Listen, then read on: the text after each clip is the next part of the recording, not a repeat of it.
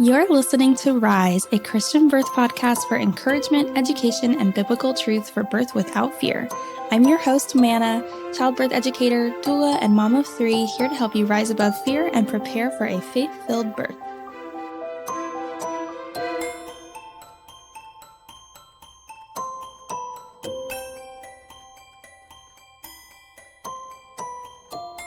Gabrielle is a doctor of chiropractic, and she is also a certified functional medicine practitioner. So, Gabrielle, we are just so happy to have you. Tell us a little bit about how you got here, how did you get into this work, and kind of what do you do? Awesome. Well, thanks so much for having me. I'm super excited to be here. I feel like there are so many things that I've gone through in my life that kind of got me into the work that I do, but the main thing was I was just raised by parents who were very invested in holistic healthcare. So I was raised going to chiropractors, functional medicine doctors, and so that was just kind of how I grew up. That's just what I know. But then also I have gone through my own health struggles, and it landed me in chiropractic school and then furthering my education in functional medicine. So I've grown up with it and I'm extremely passionate about it. How did you first get interested specifically in women's hormones? That's a great question because when I was growing up, I did not hear any conversation around women's hormones at all. So it was nothing I even really thought about until a little bit later in life. So for the listeners who don't know me, don't know anything about me, I went through chemotherapy for 6 months. And during that time, I went through medically induced menopause. So I was in menopause during those 6 months and then for about 3 months following. And then when my cycle came back and my hormones started kicking up again, I really started to think about what the heck is going on with my hormones. Like, I did not feel the same. It was hard to recognize who I was because my hormones were just so all over the place. I started deep diving into women's hormones a good bit. And then also, thankfully, within the medical world, social media, all of that, there's so much more research and there's so much more conversation around women's hormones that it just was the perfect time for me to be going through that. And it's really what pushed me to just continue to study it from that time onward. Wow. So, yeah, hormones were a huge part of your health journey and going through medically induced menopause and then trying to turn that around and get your cycle back and get back to feeling normal. When you went through that experience, did you have any knowledge of women's hormones prior to that? I guess you didn't really get into diving deep into all of that stuff until you were going through it yourself. So, what was it like trying to navigate all of that while you were actively like it mattered in your own health journey? When I went into it, I truthfully had no idea what was really going on inside my body. I worked with functional medicine practitioners during that time. So I got a little information from them on, this could be going on because you're experiencing this or whatever it may be. But I truthfully never really learned that much until I started doing my own research, listening to my own podcast, going through my functional medicine program. And that's where I really started to understand the true science of women's hormones, the changes that we experience almost week by week, essentially, through our cycle and all of that. So, yeah, there really wasn't much conversation around it, even with my practitioners. It was a lot of my own research and schooling where I was able to learn all of it. Was there anything that you used to think or believe about hormones that just drastically shifted as you were going through that process and learning more about functional medicine and hormones? Like what beliefs did you used to have that have just been kind of turned on their head? That's a really good question.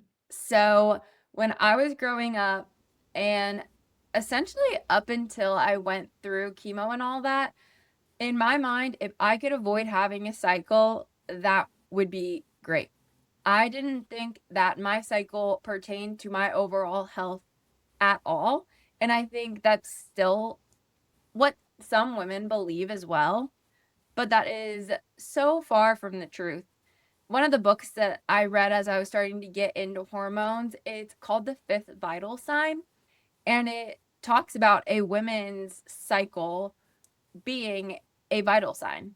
And I love that idea. I think it's so true.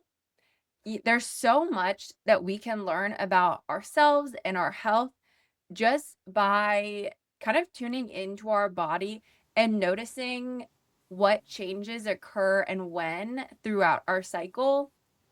And so that is probably the biggest thing for me is that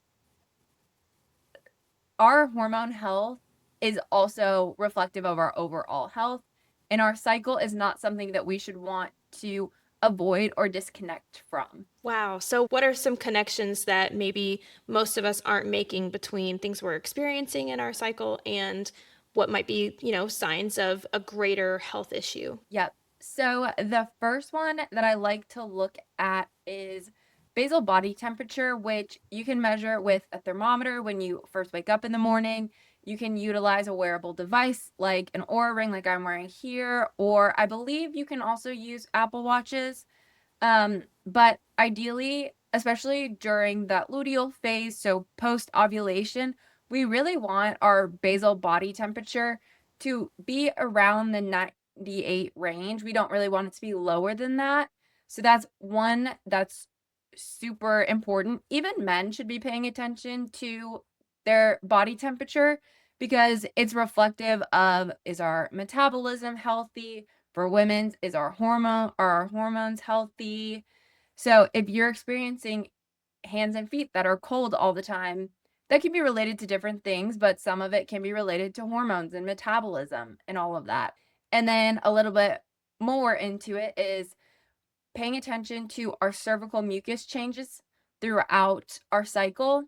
So our hormones work almost on like a weekly cycle, if you want to think about it that way, because there's 4 phases of our cycle, and they're all different lengths, but our follicular phase is right after those 5 to 7 days of bleeding. That's when we're feeling higher energy, and that's kind of our time leading up to ovulation where our egg is released, that body is trying to prime for potential pregnancy, all of that. And our cervical mucus or our discharge, it's going to change in consistency throughout that time to allow us to be able to ovulate and potentially conceive. And if we're going through our cycle and we're not noticing any changes in cervical mucus leading up to that ovulation, that can sometimes be indicative of low progesterone or an anovulatory cycle. So, that is something that's really important to pay attention to, along with, okay, is that cervical mucus dry after ovulation and then wet in those about 7 days kind of leading up to ovulation? That is something that's really important to look into. Basal body temperature, cervical mucus. I also like to pay attention to little things like headaches, energy, even our how hungry we are leading up to our cycle, because that can kind of give us insight into not only hormones, but also mineral status, because minerals feed our adrenals, they support our overall well being. So, that is also something I like to pay attention to. Some people may also experience hair shedding increasing during certain phases of their cycle.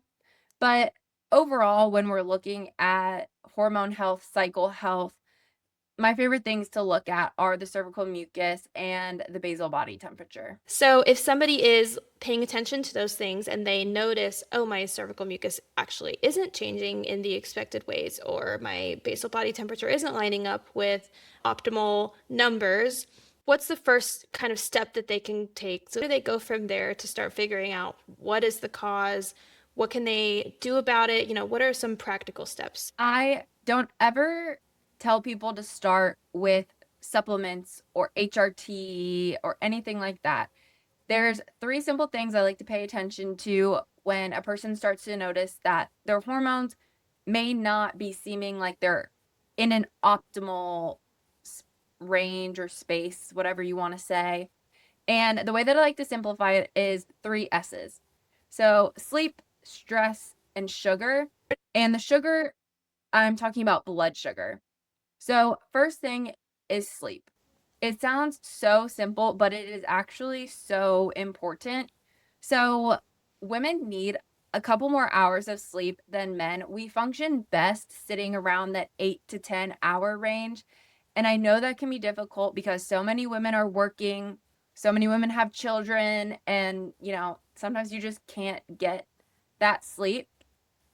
But if you can, trying to get 8 to 10 hours of sleep every single night, making sure that your sleep environment is solid. So, a cooler temperature room, it's dark, avoiding blue light before bed, and also when first waking up to support that circadian rhythm. And then that is one thing where that's like baseline. That's when your body's recovering. And so that's where I like to start. And then moving on to that, that's when I like to look at stress. Our world functions on stress, unfortunately. So it's impossible to completely avoid it. But there are things that we can do to support our stress response.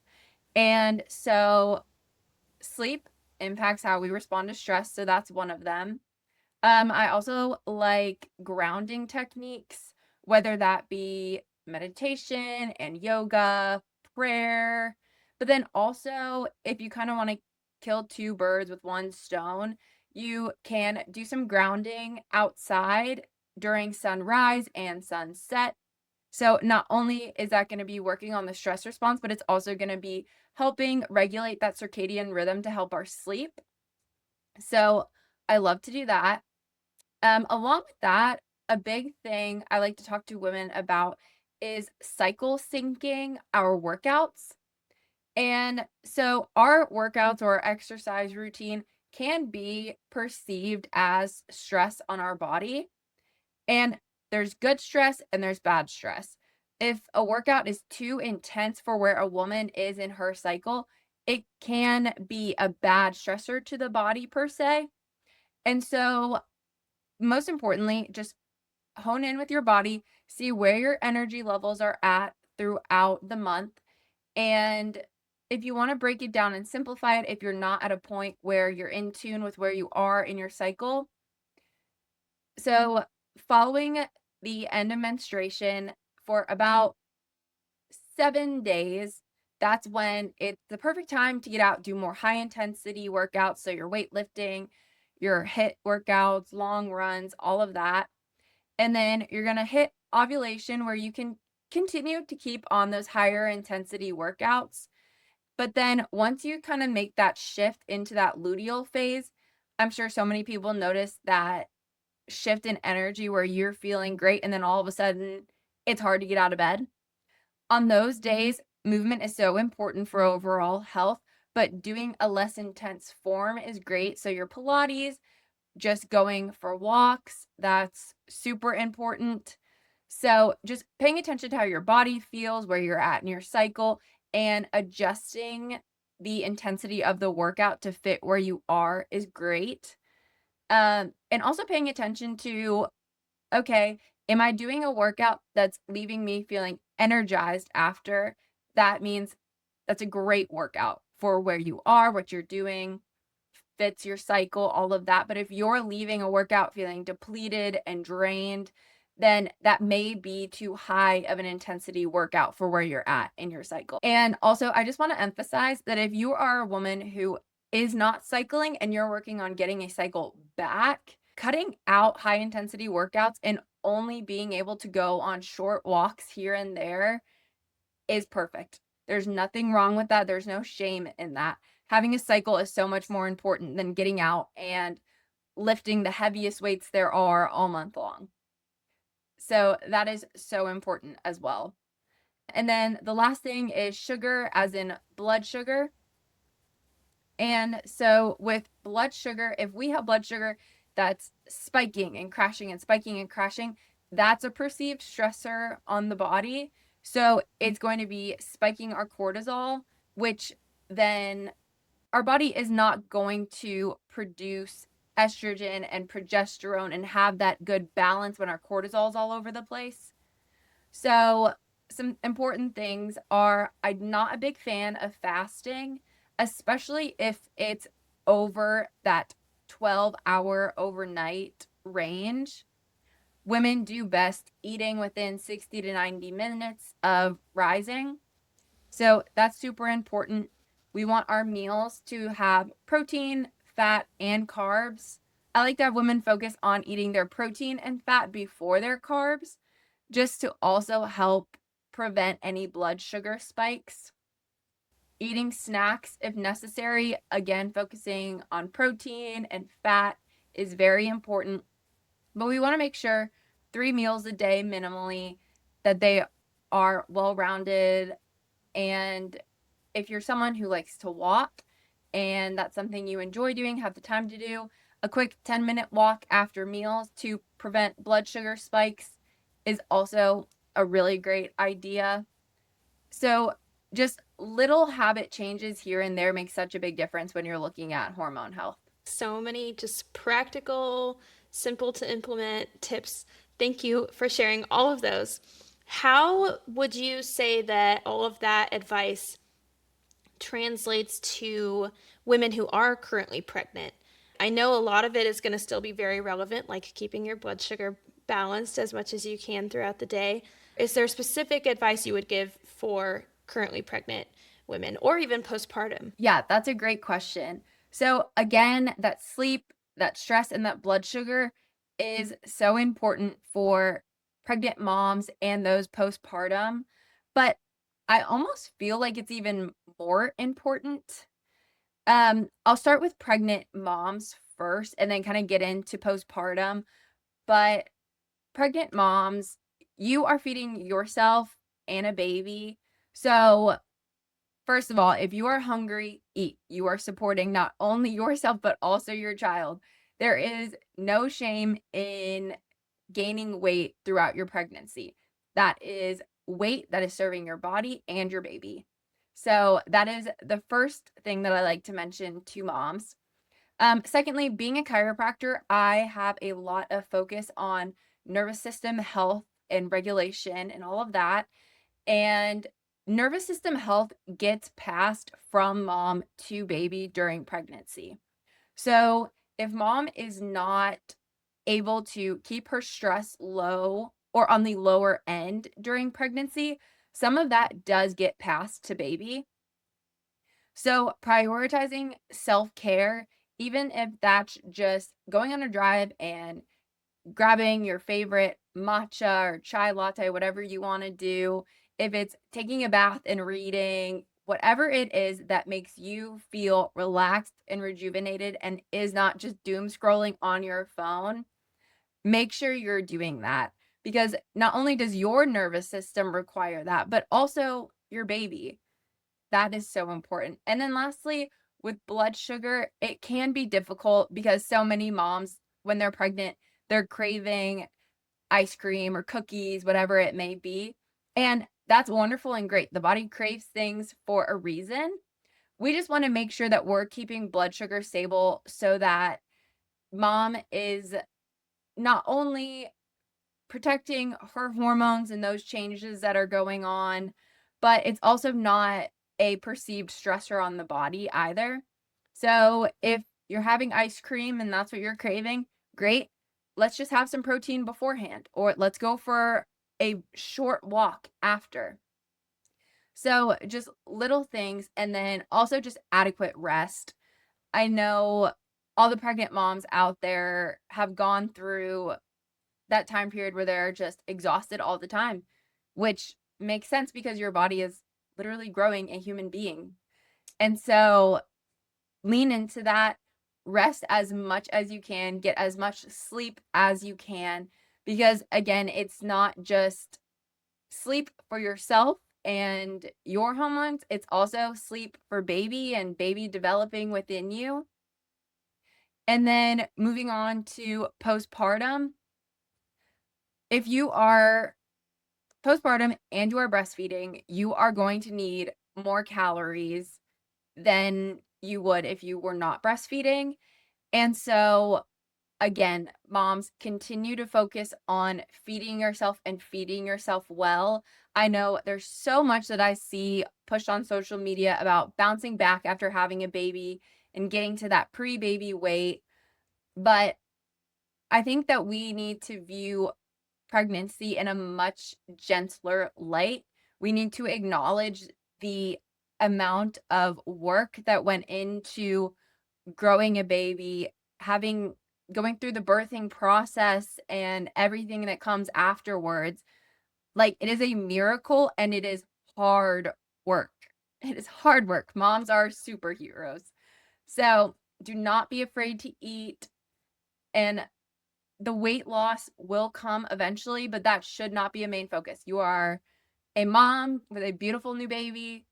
Just as much as you can, focus on that and fueling yourself properly. Taking care of a baby is also very stressful. So I know that kind of that whole time period, it's very hard to escape and do self-care and lower stress. So that may be a time where you can look into things like homeopathics. I love the homeopathic dropper that you just put under your tongue called Field of Flowers. It's just flower essences that help kind of calm the body without medication or anything like that. You can also look at adaptogens that kind of help support the adrenals and that overall stress response. So there's a lot you can do there. And then again, if possible, having a support system behind you so that you're able to get the sleep that you need to recover because again, you just gave birth to a baby. Your body has a lot of recovering to do. And so trying to find ways in which you can get a couple of naps here and there, whatever you can do. We're not looking for perfection at all. That's not achievable no matter where you are in life, but trying as best you can to do what you can when you can is important. Yes, I love that. Just do what you can when you can.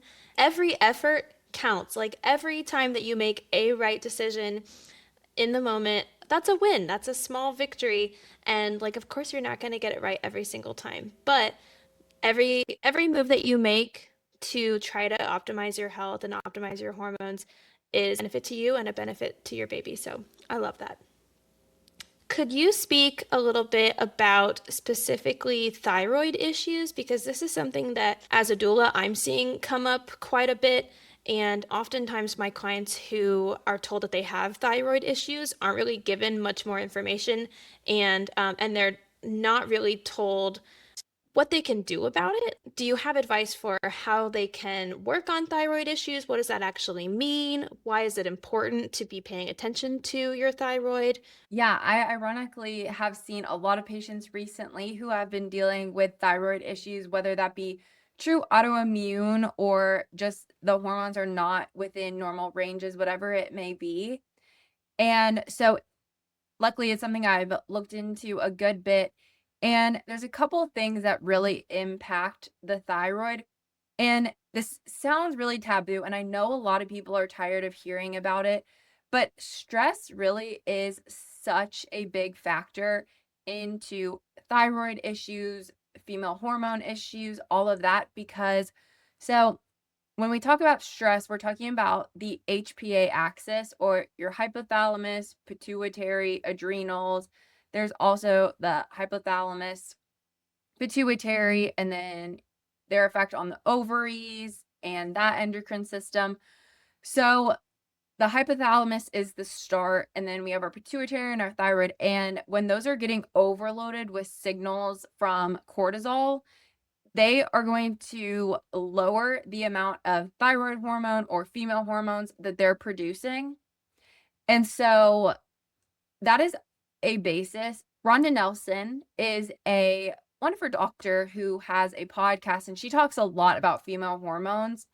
And she also was one of the women who taught in the functional medicine program I did, and she was saying that with every single female patient she sees, she starts with stress and including some sort of adaptogen to support the body's stress response.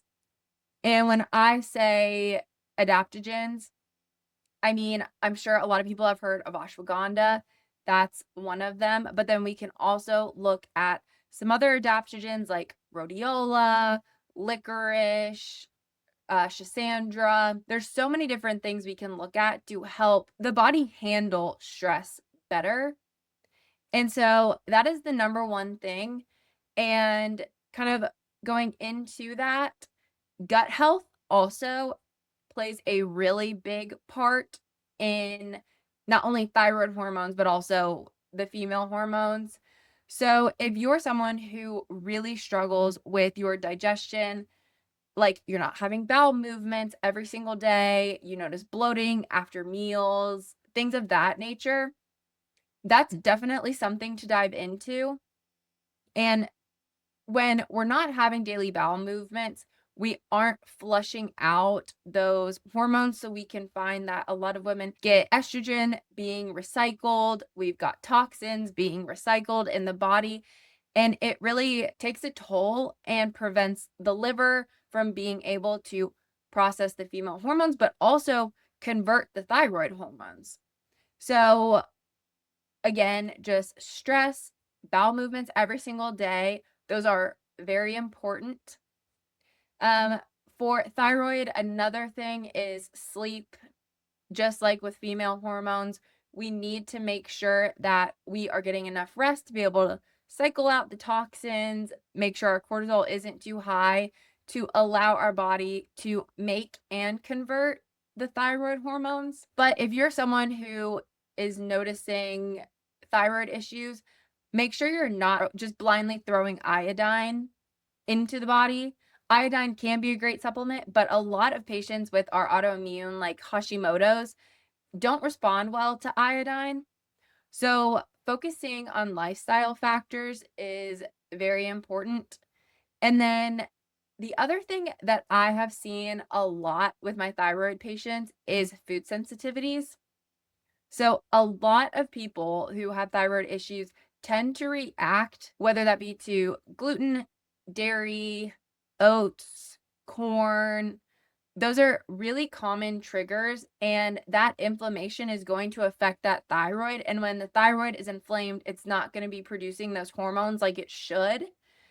And then trickling down to the gut, it's then also going to cause that leaky gut because of the inflammation and all of that. So it sounds really silly, but the basics are really so impactful when it comes to not only female hormones, but also our thyroid hormone.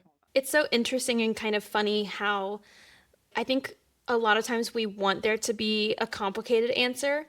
Like, these are such complex issues and they can be so important and so impactful on your life and your fertility and how you feel every day. And then it turns out that, like, really, there are such simple, basic lifestyle priorities that you can implement that make such a huge difference. So, thank you so much for speaking to that.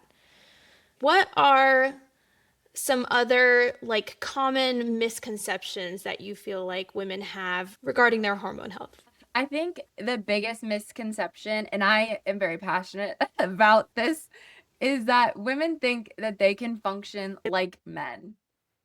And that is just simply not the case. Unfortunately, women have over time had to kind of step into their masculine energy much more nowadays than they have in the past. And so, not only are we taking care of the individuals in our home as mothers, wives, whatever it may be, we're also career driven as well. So, there's so much in our society today that really is not super conducive to our hormones. So, men are their hormones work on a 24-hour cycle. So they are essentially the same day in and day out where when it comes to their energy and the amount that they're able to do each day. Women are not that way, as I spoke to before. We're different almost every week, essentially, in terms of where our energy is at, where we're at emotionally, all of that. And so I think that a lot of women get down on themselves for not being able to, be up at 5 a.m., work out, have the career, be the mom and wife that they want to be, and essentially just do it all. And I just really want women to understand that there's no shame and there's nothing wrong with not being able to do it all, because we shouldn't have to. That's not how our bodies were made. We were made to move a little bit slower and to function along with our cycle. And so I think that is the biggest thing that I see nowadays, especially with the rise of TikTok and people showing their days in the life with the fitness influencers who are up at 5 a.m., working out all morning, whatever it may be. So I think that's the biggest thing. And then another misconception I see is that everyone just assumes that they have high cortisol nowadays because that's what's talked about on the internet. And first of all, that is not the case in so many women, shockingly. I really like to use the Dutch test, which is a urine test, and it gives us not only insight into women's hormones, so your estrogen, progesterone, it also looks at testosterone, but it also looks at cortisol, and it looks at cortisol throughout the day. So we're getting a broad picture of what women's cortisol is doing throughout the day instead of just one snapshot in time like you're seeing in blood work. And a lot of the times we're seeing inconsistencies in that cortisol where it may be sky high in the morning, but then way too low at the end of the day. And so it's not so black and white. And a lot of women are saying, "Oh, I think I have moon face because my cortisol is too high." And it may just simply be a simple answer like, you're actually not getting enough sleep. You're doing exercise that's too hard on your body, and you're just inflamed and holding water weight. And as soon as they get to having better sleep hygiene, getting that good quality sleep, and doing less intense workouts, their body drops that inflammation and their cortisol starts to re-regulate on its own. So that is another big one that I have seen coming into my office. And then the last one is that our hormones are something that we need to disconnect from. A lot of women feel very attached to their birth control because in their minds they were told that's the only way to get through a period. Especially, and I'm saying this for women who have dealt with very painful periods that were debilitated, things of that nature. And I never want a woman to suffer through her cycle, but I also want them to understand that even though that is common nowadays, it's not normal, and there's other ways to fix it other than birth control. And so when we have someone on birth control, we're suppressing those hormones, we're depleting their body of vitamins and minerals. And if we're able to transition a woman off of birth control, we're able to replenish those vitamins, those minerals, and we're able to run further testing to see exactly what it was that was causing those cycles to be so debilitating. You can, first of all, solve the problem without taking something that's going to harm their health, potentially long term or longer term. But then you're also just allowing them to reconnect with themselves. And I think that's so important because connecting with yourself and understanding your hormones can be so empowering for a woman. And you're just almost taking that power that they felt like they had taken away from them by those terrible cycles, the birth control, whatever it may be, and you're giving it back to them. And so those are the biggest misconceptions that I would say I see kind of day in and day out.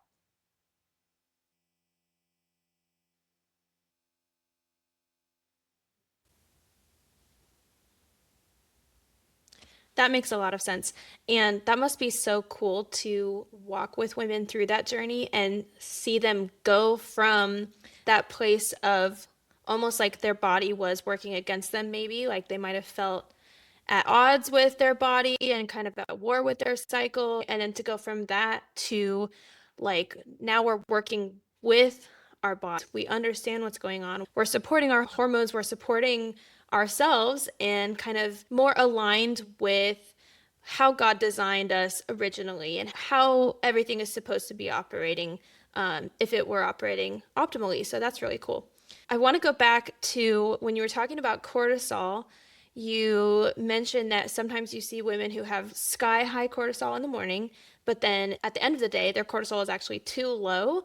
I feel like that alone would probably be really surprising for a lot of people to hear that it's possible to have too low of cortisol. I think um, you mentioned how the internet is kind of like all on this cortisol thing right now. Everybody's talking about cortisol. And I feel like a lot of us think of cortisol as like, no, bad, bad hormone. We don't want cortisol ever. Can you speak a little bit more about that?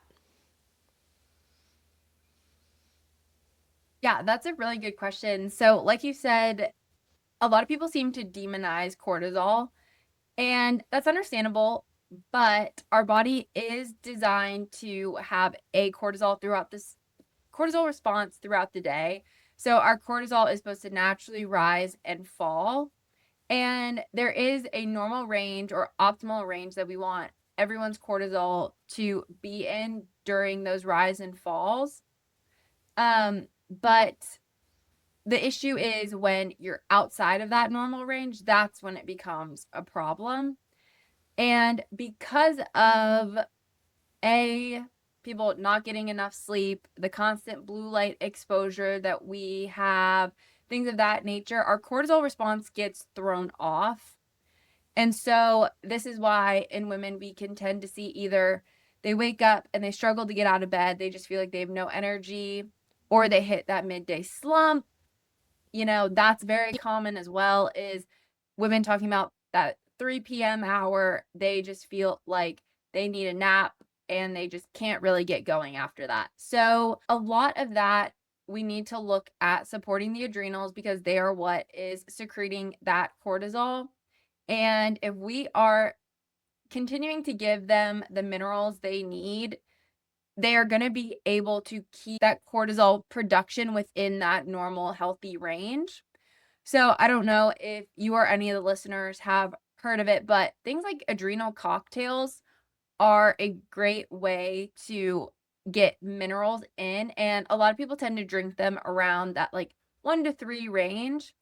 And what that is it's typically a combo of orange juice, coconut water, sea salt, and cream of tartar.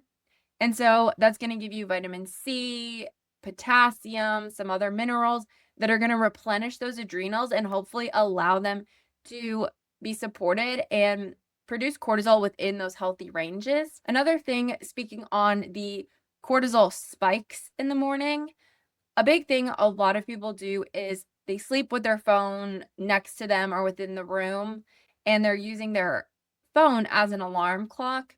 And so that quick sudden awakening can spike cortisol.